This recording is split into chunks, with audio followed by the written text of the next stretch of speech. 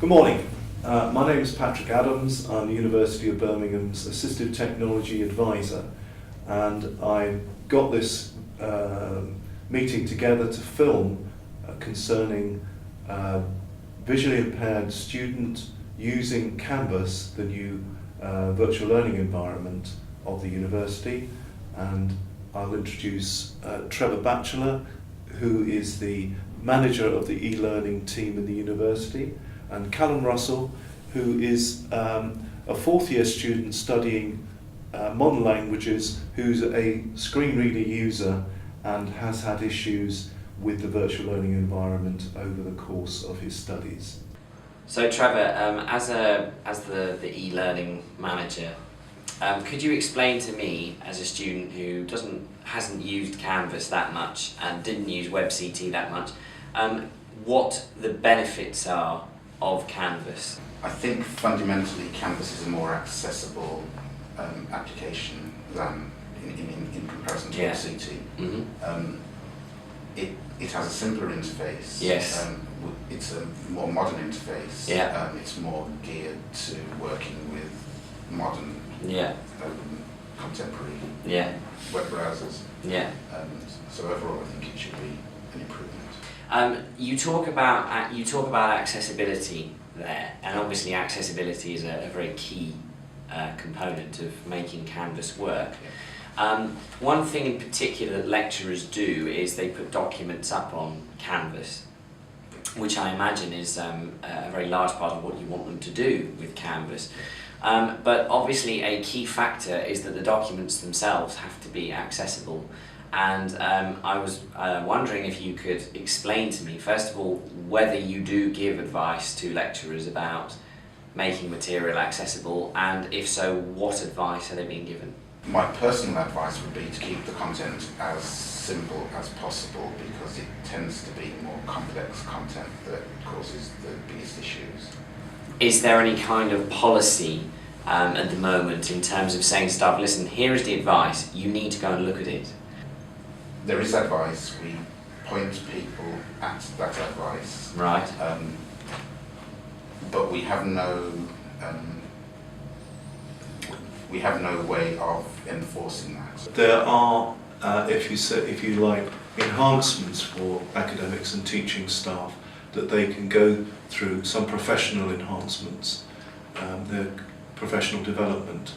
If the whole aspect of accessibility were included in those, then the academic staff would get something out of the extra effort they'd have to put in to going through your advice and taking it.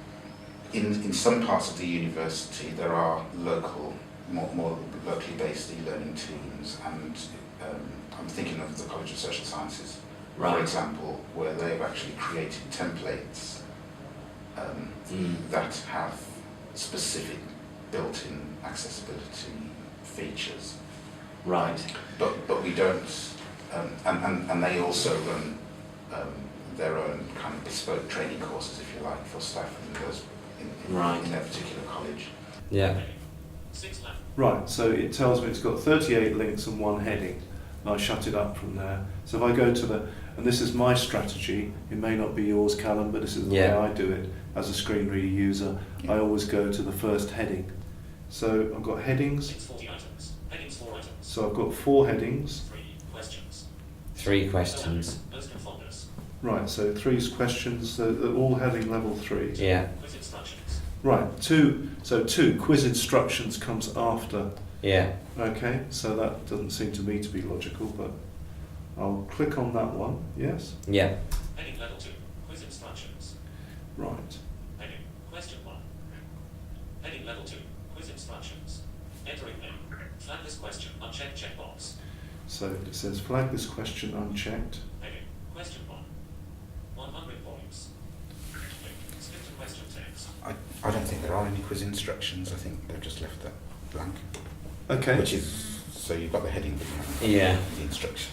Right, so it's saying the instructions are, here's the test, just do it. Okay, so I've got a link here.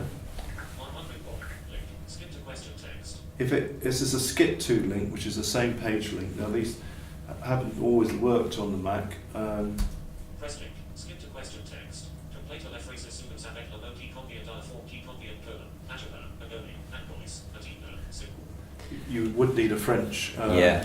synthesizer, but you presumably got one Yes. of yours. I don't know whether I probably have got one of mine, but I never use it. So it's skipped to the first question. Yeah. That obviously means something to you. It shows that if you can log on to Canvas, that there are things you can do with Canvas. I think that it's manageable. I do think you can learn your way around Canvas if you want to, or you have the time to, or need to. But I think it's something that you've got to have the full length of your degree to grasp. So I think that when you're in final year of your degree, to ask someone on top of their studies to go onto a website and learn the entirety of how it works, because it's not just a website we're talking about a huge environment and workspace. That takes quite a lot of time. I think possibly the way to go on this would be for students with a visual impairment to get access to Canvas early, so before term starts, so that they have a month to really familiarise themselves with Canvas, so that when staff put things up, they're not going, well, I don't know how to get that. They already know how to get it. Because it's not like a sighted person who goes on and can just go, oh, click, click, click, there it is, open. Callum, Yeah. if you were a student starting out with a visual impairment screen reader user, doesn't matter what platform you're using, do you think that you'll be attracted to use Canvas, having experienced what we've seen today? I think I would be attracted to using Canvas from the point of view that it is possible to use, and from the point of view that staff are going to use it to put material up and to put quizzes up and to do many more things besides.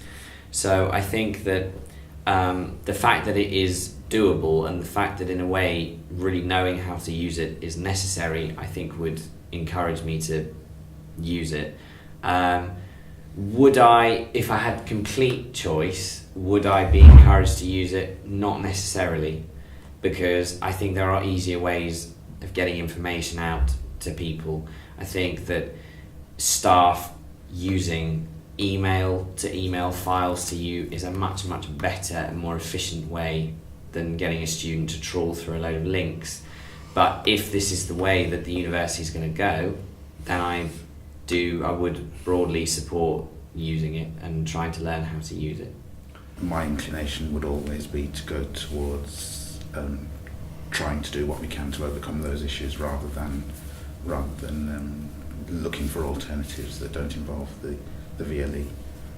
I think there are some features in Canvas, the ability to give someone a link that goes directly to a particular resource within the VLE, for example, that could be quite helpful, even if those links were distributed using email. And thank you very much, everybody, for coming. And there will be more, I'm sure. So thank you, Trevor. Thank you, Callum. You're welcome. No problem.